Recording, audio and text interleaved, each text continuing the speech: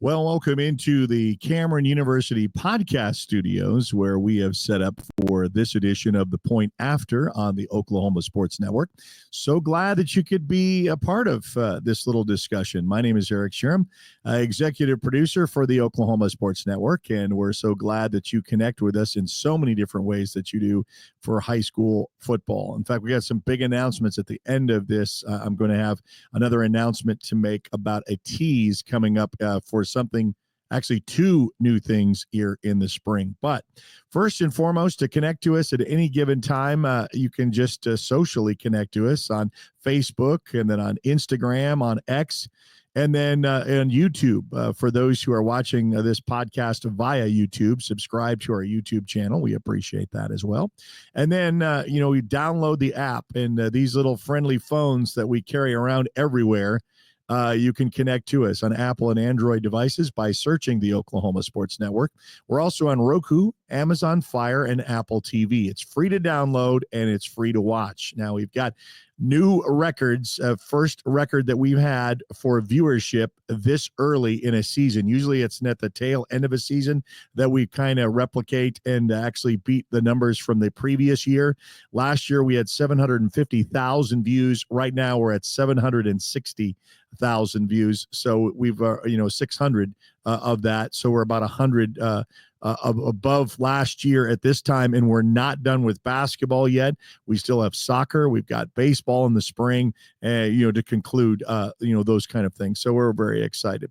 Now, I wanted this week in the podcast, I wanted to be able to talk to you about our third annual OSN Football Banquet.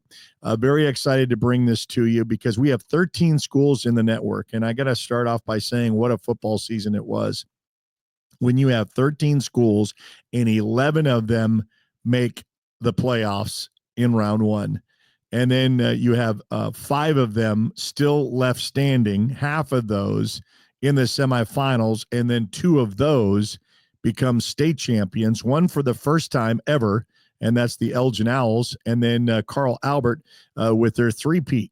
So they've had an opportunity 1 year in between that list of 5. They had a year off of not winning a state title. And then you had 2 state champions that were part of the Oklahoma Sports Network. So we're thrilled and excited about that. We honor that, and we honor the great achievements of some of the great athletes. And I'll tell you, when I break down these categories for you, you have your own opinions, and I'll tell you how we've come up with a conclusion of a winner, and we'll announce those winners on February the 24th. So that's coming up a week from Monday. It's going to be at Cameron University, the McClaslin Ballroom.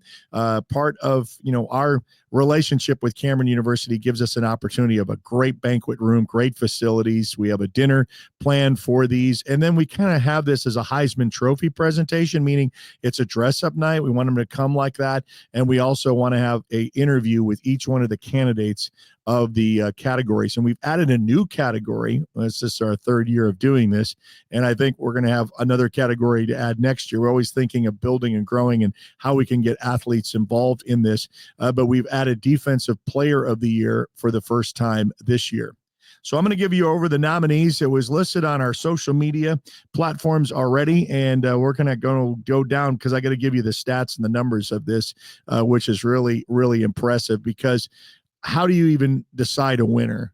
And let me first and foremost tell you how we come up with the fairest way I think possible of having a decision when it comes to really close calls with some of these great athletes that we have on the Oklahoma Sports Network that we got to see each and every week.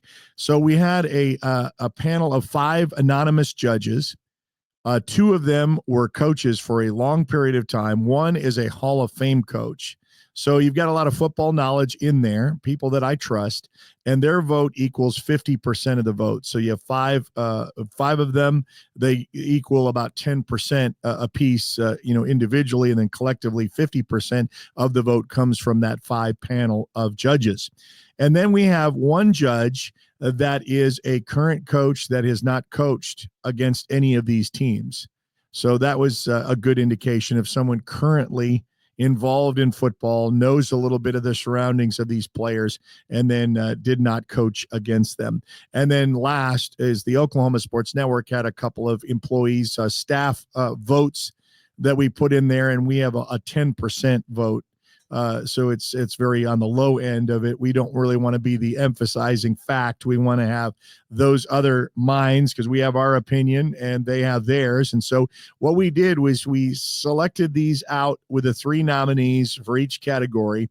And then I had each one of the judges rank them 1 through 3.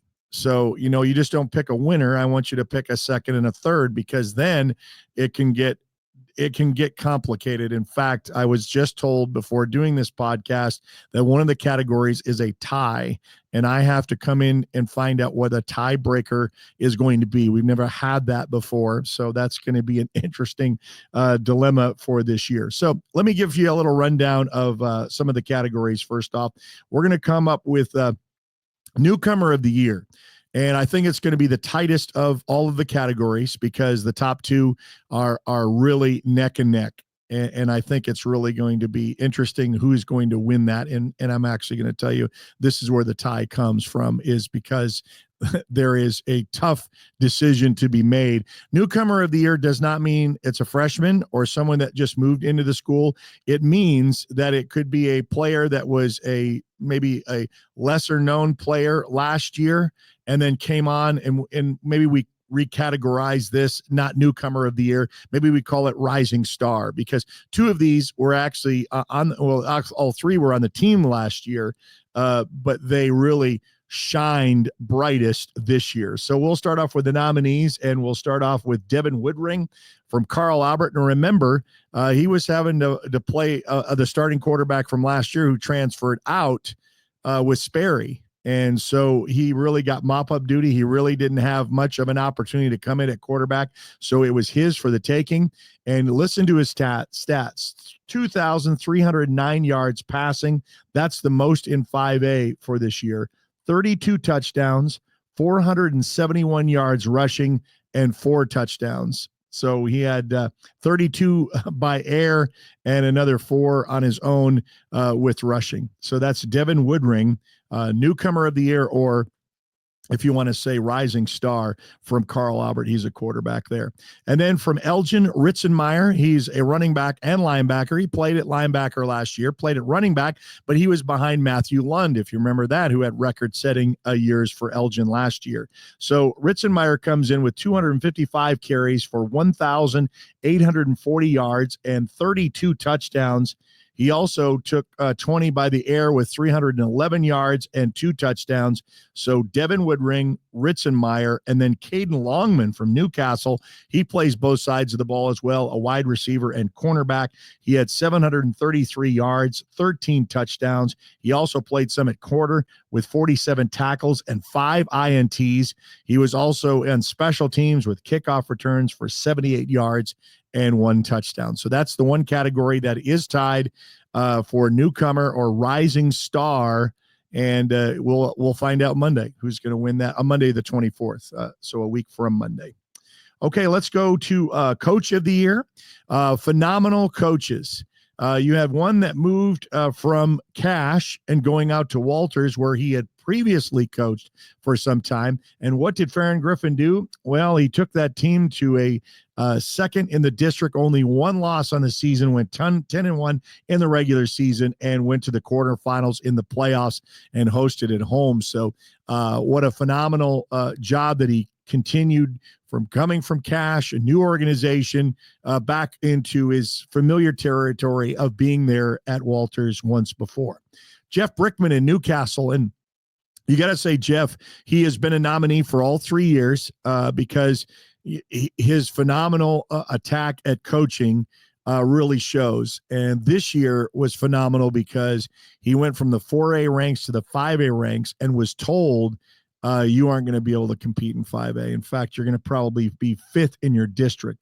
So what did Jeff do? He moved from 4A to 5A. He finished with a district win, so undefeated in the district. He lost 3 very tough non-district games, but he won the district, a 9-3 overall record. His losses only came from Elgin, who became a state champion, Blanchard, who is in that mix in quarterfinals, Tuttle, who was in the semifinals, in the finals against Elgin. So 2 finalists in 4A, all 4A playoff teams, was 1-3 starting district play.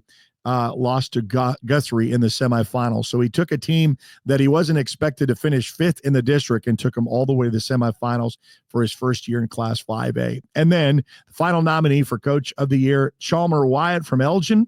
He was winner number one in year one of our banquet. That was when he moved up from 4A to 5A just 2 years ago, had to play up in those ranks and was up in for the district there against Midwest City and able to get that win at the very end.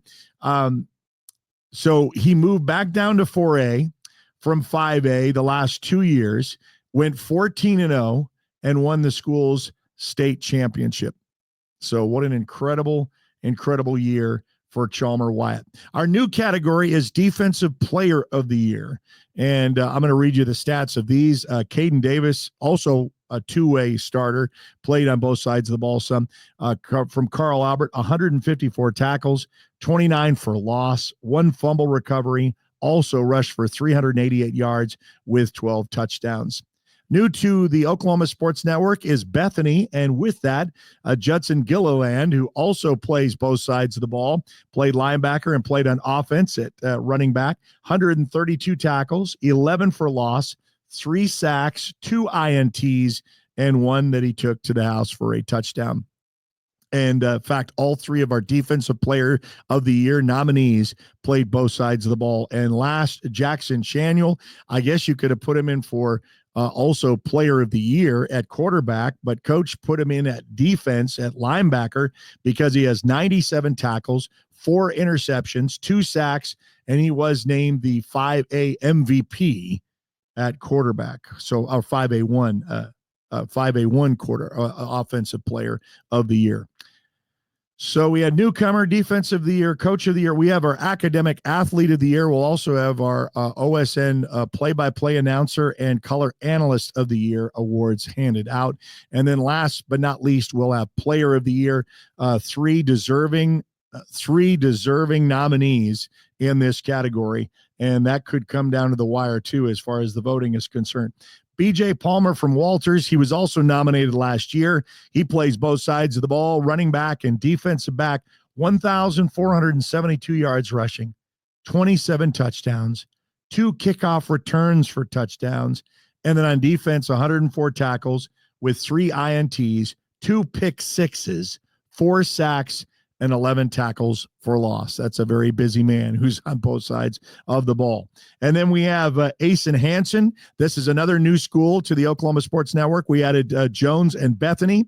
And Jones in at quarterback he was 148 of 224.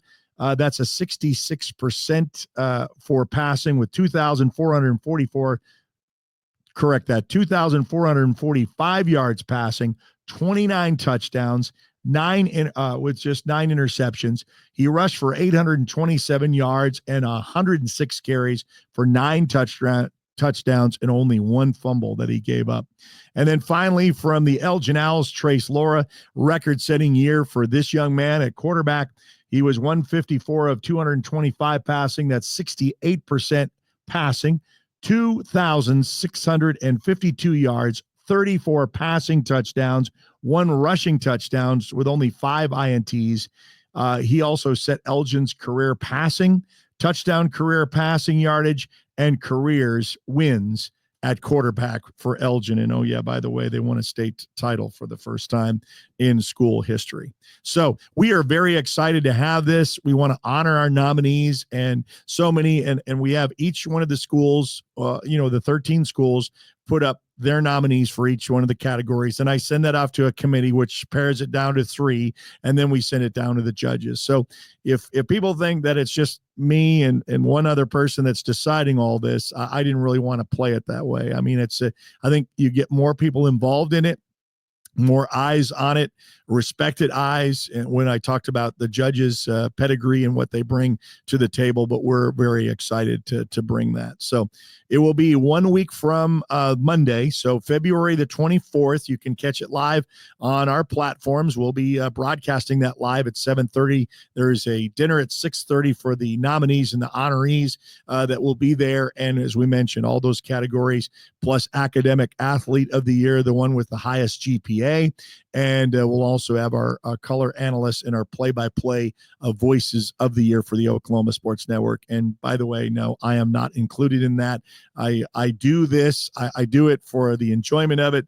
But I don't get judged or adjudicated on it. I just think it's fair for the guys that represent our company so well. And we are so appreciative of the great talent that we have that make the Oklahoma Sports Network what it is. So I told you there's going to be a tease at the end of it about some stuff coming up. First off, we'll talk about playoff basketball. We're going to have just a few basketball games left on the regular schedule to conclude this upcoming week, and then get ready. Strap yourselves in, because it's bam, bam, bam. It's just, district. And once you get that, you get your area, and then you try to punch your ticket to state. Only 8 go to state. And all of the games for 5A and 6A, which is new, is going to be at the Big House. So they're all going to be played at the fairgrounds this year.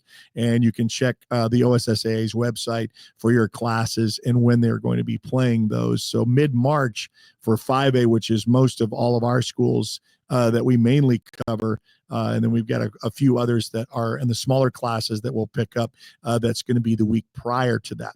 The other tease that I'm going to tell you about for coming up this spring on the Oklahoma Sports Network is OU lacrosse. That is going to be exciting. So sports is our middle name, and if it's a sport, we're going to do it. And then just a week ago, and we've had this posted on social media, so it's not really a surprise, but for those who are listening to the podcast or maybe picking us up for the first time, we are going to have I-44 races. That's right. We've got 7 races slated. The first one's going to be March 29th, and you can watch that on the Oklahoma Sports Network. As I mentioned, free to download, free to watch. Just go to your Apple or Android devices, search the Oklahoma Sports Network, you download it, and you'll be able to connect to us. Now, also, I really highly encourage connecting to us socially, either on Facebook, on Instagram, on X. That way you know what's coming up, when we're going to be playing games, and you'll have that right on your schedule. Also, you can subscribe to our YouTube channel. That's for free as well. And another freebie is our newsletter. Over 9,000 emails go out each week for those who want to be connected to us to say, what's going on? What do you have coming up next? And I think a boxing match next weekend with Grady Brewer. We've had that a couple of times as well. So from boxing to lacrosse to racing to high school sports, because OSN 1, which is our sub channel that does not is not delegated to a certain school, we can play any sport at any time. Just there on OSN 1. So that's a great opportunity as well. Well, I thank you for kind of listening to me play this all out, be a part of the 3rd annual OSN Football Banquet up on the 24th. Catch us everywhere. I guess we find ourselves where you're connected. So if you're more of a Facebook person, you're going to find us there. If you're more of an Instagram or X, you're going to find us there too. So you can connect to us each and every way possible. Well, that is this podcast for this week here live from the Cameron University podcast studios. Appreciate their relationship and our opportunity to use their facilities as well. Catch you next time around. In fact, next week, my guest will be Chris Evans from the Guthrie News page, who handles all of the state tournaments at the as far as the broadcast for the NFHS network. And we'll kind of talk about what to expect if you're planning on going, some of the dates, some of those things to circle on your calendar, and we'll enjoy that as well. So we're going to wrap up this podcast. You've been watching a presentation of the Oklahoma Sports Network.